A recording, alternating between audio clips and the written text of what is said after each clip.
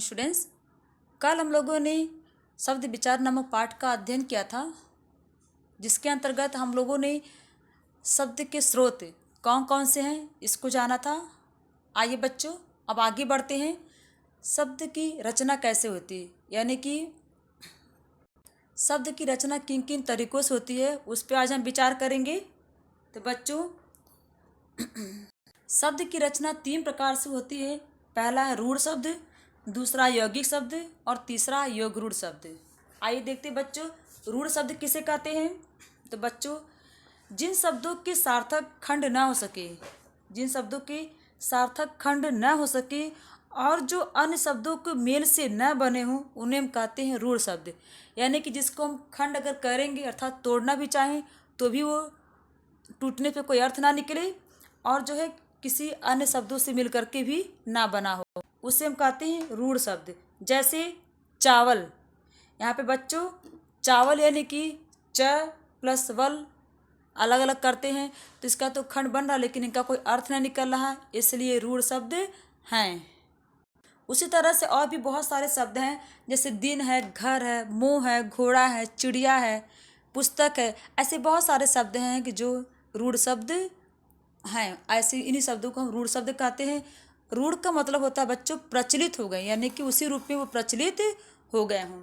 आगे देखिए, यौगिक शब्द किसे कहते हैं। यौगिक का अर्थ है मेल, अर्थात 2 शब्दों का मेल। बच्चों, वे शब्द जो 2 या 2 से अधिक शब्दों के मेल से बनते हैं उसे हम कहते हैं यौगिक शब्द। जैसे विज्ञान है तो यहाँ पर बी प्लस ज्ञान, यहाँ पे ये 2 शब्द से मिल करके बना है, इसलिए इसको हम कहेंगे यौगिक शब्द। जैसे विद्यालय, विद्या प्लस आलय, यहाँ पे विद्या एक अलग शब्द है और आलय जो है दूसरा अलग शब्द है, तो दोनों शब्द के मिल करके एक नए शब्द का निर्माण हुआ जिसको हम बोलेंगे विद्यालय, तो इसको हम कहते हैं यौगिक शब्द। उसी तरह से राजपुत्र है, राजा का पुत्र, यानी कि यहाँ पर भी 2 शब्दों से मिल करके बना है राजपुत्र, इसको इसलिए कहेंगे हम यौगिक शब्द। अब आइए तीसरा देखते हैं, योगरूढ़ शब्द। तो बच्चों, वे शब्द जो यौगिक तो होते हैं परंतु जिनका अर्थ रूढ़ यानी कि विशेष अर्थ में हो, यानी कि योगरूढ़ शब्द जो यौगिक भी होते हैं, यानी कि 2 शब्दों के मेल से भी बने होते हैं, और रूढ़ भी होते हैं, यानी कि किसी रूप मतलब प्रचलित भी होते हैं। जैसे बच्चों, ये यौगिक होते हुए भी एक शब्द एक इकाई के होते हैं, और यानी कि सामान्य अर्थ को ये प्रकट नहीं करते बल्कि किसी विशेष अर्थ को प्रकट करते हैं। जैसे पीताम्बर हुआ, लंबोदर हुआ, दशानन हुआ, नीलकंठ हुआ, दशरथ हुआ, हनुमान हुआ, ये सारे शब्द जो है योगरूढ़ शब्द के अंतर्गत आते हैं। उदाहरण के लिए बच्चों, जैसे पीताम्बर एक सामान्य अर्थ है, पीताम्बर का जो सामान्य अर्थ है पीला वस्त्र। अभी आप लोग कहेंगे पीताम्बर तो पीला वस्त्र, लेकिन एक विशेष अर्थ में किसके लिए प्रयोग होता है पीताम्बर? श्री कृष्ण भगवान के लिए प्रयोग होता है, इसलिए ऐसे शब्दों को हम कहेंगे योगरूढ़ शब्द। बच्चों, तीसरा आइए, प्रयोग के आधार पर शब्द। बच्चों, प्रयोग के आधार पर शब्द के 3 भेद होते हैं। पहला है सामान्य शब्द, दूसरा है पारिभाषिक शब्द और तीसरा है अर्ध पारिभाषिक शब्द। बच्चों, सामान्य शब्द ऐसे शब्द को कहेंगे जो हम प्रतिदिन के क्रियाकलापों में यूज करते हैं। इसे सुबह से लेकर शाम तक आप जिन शब्दों का घर में आप रहते हैं, आप यूज करते हैं, ऐसे शब्दों को हम कहेंगे सामान्य शब्द। और दूसरा शब्द क्या है? पारिभाषिक शब्द। इससे कैसे कौन से शब्द होते हैं कि जो कोर्ट हुआ या कचहरी हुआ या व्याकरण में या तो फिर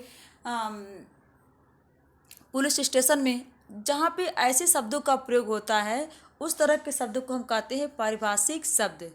बच्चों, हम जो है इसको जो है समझने के लिए, मतलब इस तरह के शब्दों को समझने के लिए हमें जो उसकी स्पष्टीकरण की आवश्यकता होती है। अगर कोई कहेगा कि अव्युक्त यानी कि एक शब्द है तो ये बोलेगी तो पारिभाषिक शब्द हो गया, तो अव्युक्त का हमको अर्थ बताने के लिए इसका स्पष्टीकरण हमको करना पड़ेगा, इसकी परिभाषा हमको देनी पड़ेगी, तभी वो लोग समझ पाएंगे। इस तरह से जो शब्द होते हैं तो वो शब्द आते हैं पारिभाषिक शब्द। और तीसरा होता है अर्ध पारिभाषिक। तो बच्चों, जो सामान्य व्यवहार में भी प्रयोग होता है और विशेष व्यवहार में भी प्रयोग होता है, इस तरह से कहते हैं हम अर्ध पारिभाषिक। जैसे आप देखिए, आप रस एक शब्द लीजिए। हम यहाँ पे अगर घर में उस रस का प्रयोग करेंगे शब्द को, तो सामान्य सी बात है कि उसको चीनी पानी का घोल को हम कहेंगे रस। लेकिन जब हम उसको दूसरे क्षेत्र में यानी कि पारिभाषिक क्षेत्र में इसका हम प्रयोग करेंगे, तो रस जो है काव्य की आत्मा होती है। यानी कि जब किसी काव्य को पढ़ करके जिस रस की हमें अनुभूति होती है, उसे हम कहते हैं रसानुभूति। तो यहाँ पे रस शब्द जो है ये पारिभाषिक शब्द की श्रेणी में आ गया। तो इस तरह से रस शब्द जो हम सामान्य में भी प्रयोग करते हैं और पारिभाषिक में भी प्रयोग करते हैं, तो ऐसे शब्दों को हम कहेंगे अर्ध पारिभाषिक शब्द।